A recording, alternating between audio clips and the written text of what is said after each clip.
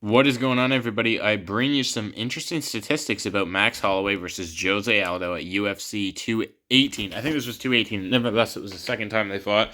And I actually just learned that they fought twice and that I watched the second fight and did the study on the second fight. So it'll be interesting now for me to go and do the study on the first fight now that I have seen the second one. And maybe I can pick out things that Jose did a little bit differently. But I'm doing an entire analysis of this fight, which involves me watching this fight over 10, 15 times in slow motion, maybe. I don't know. I've watched it probably 3 times now in slow motion, and over these 3 times, I've been entirely focused on Jose Aldo and his response to the jab, his defensive response. I haven't looked at the counters that he's thrown yet, the offense that he's done off of it, although I do have a little bit of that included in this video.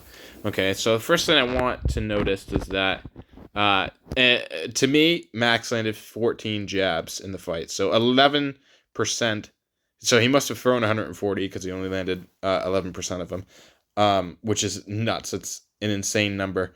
But a lot of the jabs that Max threw, I didn't really count as jabs because a lot of the time he was just throwing blanks. They were too far at a distance.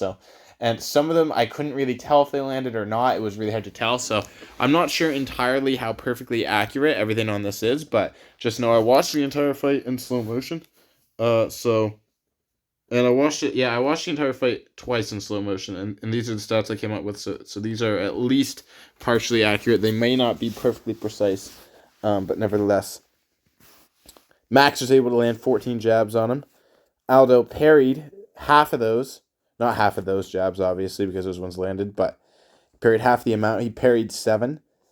42 of the jabs thrown didn't require a reaction. They were out of range. 39 of the jabs he slipped to the inside, and 18 of the jabs he slipped to the outside, which I thought was extremely interesting because in traditional boxing, they've usually said you should slip to the outside when somebody throws a jab, and I'm going to show you what that looks like here in a minute. And they usually say you should slip to the outside because you don't want to slip towards the power hand and then get cut with the power hand. But Jose Aldo did not seem to be concerned with that nonsense. He slipped to the inside the majority of the time, especially in the third round. The third round is where he slipped to the inside the most. The first round is where he slipped to the inside the least. Another important thing I want to highlight about this is the majority of the out-of-range strikes, at least half of them, were done in the first round. Jose was on the retreat. I assume he was trying to gas Holloway out a little bit, feel the fight out a little bit, make him throw blanks, make him miss. And he played a very defensive game in the first round. He did throw some strikes, of course, because it's a fight. But nevertheless, I was mostly just focused on what Jose was doing defensively. And it was a very defensive fight for Jose. Max threw significantly more strikes than Jose threw. I don't have the strike count, the strike counts with me. Perhaps maybe next time I should have that in comparison. But nevertheless, I did notice that Jose was doing a lot of backpedaling, especially in the first, despite Max's output. So, nevertheless, these are the stats. He slipped to the inside 32% of the time, which I thought was interesting. Every 1 in 3 strikes, every 1 in 3 jabs that Max threw, Jose opted to slip to the inside, which is extremely interesting. Let's have a look at what happened. So this is what it looks like once you slip to the inside. I've got it in super slow motion here, but Max throws a jab. Is this clip too short for me to...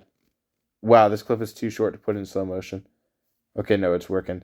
So, Max throws a jab, and Jose very simply moves his head over to the inside, okay?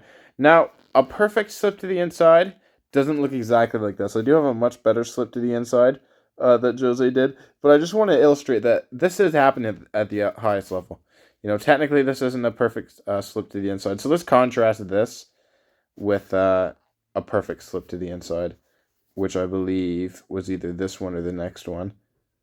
That's another slip to the inside, but the perfect one is the one with the counter here. I felt like this was the perfect one. And the reason why I think this is so good is I want you to note Jose's shoulders. They at least, once he does the slippy motion, come to be square. And because he wants to counter off of this, Jose goes right hook to the body, left uppercut to the body, and that one landed, and he goes right overhand, left overhand, and I don't know how many of those landed or how clean they were, but nevertheless, what I want to see once we do this inside slip is shoulder movement.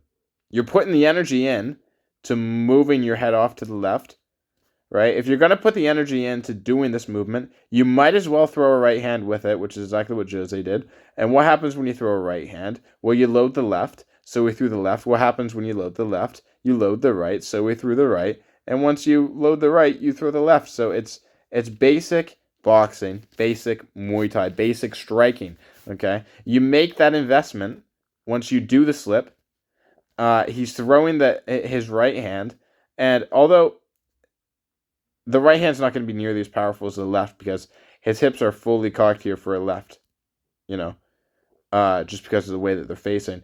But nevertheless, it's good to get the hands out there and just touch the guy, and that helps set up the left hand. And the second that left hand hit, you could see Holloway's hand drop. And Jose knew it dropped. He tried to come and counter over top to catch him. He was not able to catch him clean, but nevertheless, this is just a beautiful sequence. All Max did was throw a jab, and Jose came back with a 4-punch combo in response to that jab. So that was pretty impressive in my opinion. Let's have a look at this one. Again, a basic slip to the inside, okay? And you don't have to throw a counter with it. You can just slip to the inside. Slip to the inside.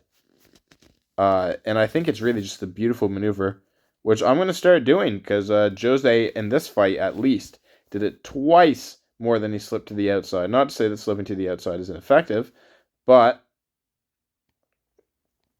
Jose was not slipping to the outside very often in this fight. This is a beautiful slip to the outside, guys. What I want to note about this, one of the things, is he completely drops his hands. Both of them. He drops both of his hands. And the reason why fighters drop their hands once they move their head is because it enhances their head movement. Now, should you drop your hands in a fight? Well, there's some obvious cons to doing that. If you drop your hands in a fight, maybe you're going to get cracked. However, once we're looking at these super high-level guys, these guys have the capacity to drop their hands in order to move their head faster because of the... I kind of want to say because of the certainty that they know what's coming, but these guys know what they're doing. You don't want to be dropping your hands if you're uncertain. You don't want to be dropping your hands if you can't keep your eyes open. Of course, we can't see Jose's eyes right here, but I'm under the impression that they're open, okay?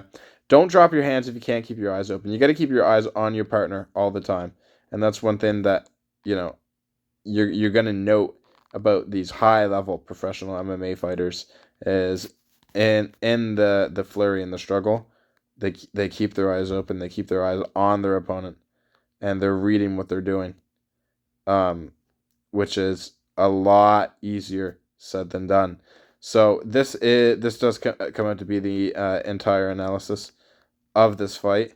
I just thought it was really interesting how Jose incorporated that inside slip. I'm telling you, it is an underrated technique.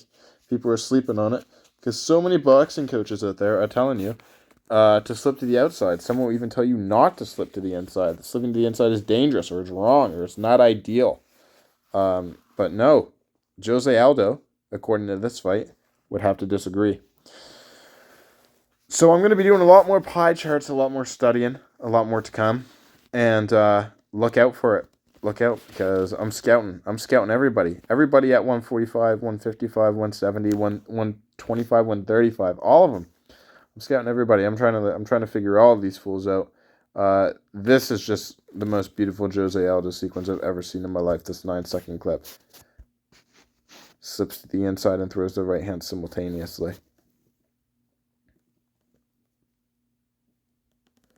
Just an absolutely beautiful clip. So that's really all I have to say about it. If you have any comments yourself, feel free to leave them. Let me know what you think, if you agree or disagree with anything I said. I mean, I didn't really say anything that is that controversial. I literally have the the study right in front of me, the stats right in front of me. So all I did was showcase the study. But you got to make sure you're incorporating this inside slip into your sparring.